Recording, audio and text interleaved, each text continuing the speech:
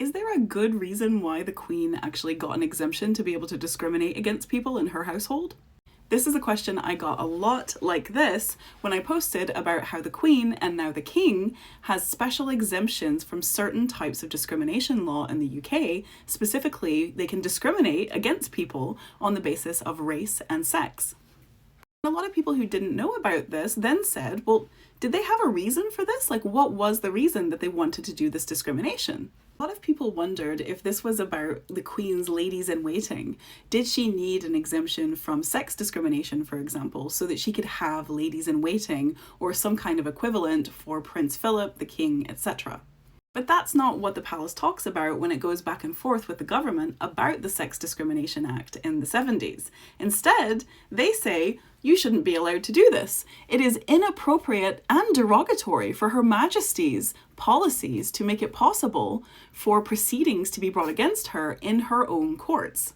So you might be thinking, oh, this doesn't have anything to do with discrimination at all. This is just about the Queen thinking that she is above the law and shouldn't be held to any laws whatsoever. It does sound like that is a thing. However, note this next section about the Race Relations Bill and the important precedent that it set for exemptions for Her Majesty. What they're talking about there is a previous act that happened in 1968 that was trying to apply workplace discrimination law according to race.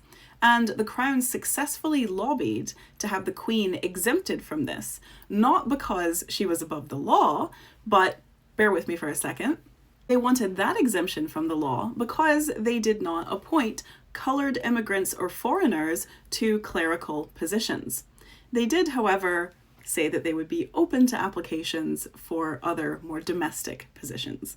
To recap so far, in 1968, the Crown said to the government, we don't want the Race Relations Act to apply to us because we do not appoint coloured people or immigrants to certain positions, and we don't want to take any criticism for that. And then in the 70s, when the Equal Pay and Sex Discrimination Acts were being created, the palace said, hold on there, we want the same exception that we got in the Race Relations Bill back in 68. You can see that in section B here, where they're saying, basically, can the same thing that we did for the Race Relations Bill, can we just do that for this one too, please? The same exceptions. There was one more thing the palace wanted. Not only did they want to be able to discriminate on the basis of race, which they successfully lobbied for in 1968, but then they also wanted to be exempted from the Equal Pay Act and the Sex Discrimination Act, but they also didn't want anyone to know that they were exempt. When they were talking about the sex discrimination bill, they said that the original wording of the exemption just for them was unacceptable because it was explicit. But the new wording that only implied that the Crown had an exemption was acceptable to them because it did not explicitly call out that they had this special exemption. So you might be thinking, okay, that was 1968, that was 1970, all of this has moved on, the palace has moved on, this is old news, and I'm sure they're doing things differently now. However, decades moved on, but the palace didn't seem to change anything. It was noted in 1990 that there were no black faces in royal service. In 1997, the palace said that they weren't actually monitoring any kind of affirmative action or equality statistics. And the Equality Act was passed in 2010, which consolidated all of these other discrimination acts like the Race Relations Bill, the Sex Discrimination Act. The exemptions were kept on.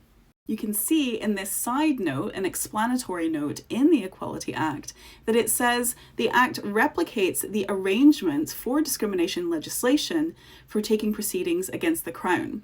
Very vague language, but very clearly allowing the Crown to maintain their exception for discriminating against people on the basis of both race and sex. This is absolutely not something that would have just gotten thrown in without the palace being asked about it, or indeed without them actively lobbying to maintain their exceptions. I wish this was as simple as a queen asking for an exception so that she can have ladies in waiting or, something cute like that. But the reality is much more disturbing. The reality is that a crown lobbied the government successfully, asking for an exemption from discrimination law, some of the first in the UK, so that they can continue to exclude people on the basis of their skin colour and their foreignness. And then they used that successful exemption that they got in one way to then apply to other types of discrimination that they wanted to be able to do. They didn't want any of these bills to apply to them. They wanted to be able to keep on discriminating without any kind of accountability, and they also didn't want anyone to know about it. And most concerningly for me, when they had the opportunity to just let all of this fall by the wayside, all of it to disappear as the new act came together in 2010 and go forward into a new modern monarchy or something like that, they did not take that opportunity. They almost certainly successfully lobbied to keep those exemptions for themselves so that they could maintain the legal right to discriminate against people on the basis of their nationality, their skin color, and their sex. Now you might say, Danae, this is just an old-fashioned institution who are being old-fashioned. Why are you so upset about it? I'm talking about it because this is a headline from literally a month ago that the royal family wanted us all to see. Princess Kate and Prince William doing a photo op about the Windrush generation, celebrating the Windrush generation, trying to portray this monarchy as somebody who cares about race relations and wants to be seen as a race-positive, forward-thinking kind of monarchy. Which monarchy does the UK have? Is it the one posing for the photo ops with the Windrush generation, hugging children and smiling as a modern, ethical monarchy? Or is it the monarchy that has a secret, special exemption that allows them to discriminate, and one that they do not want to get rid of and renewed as recently as 2010?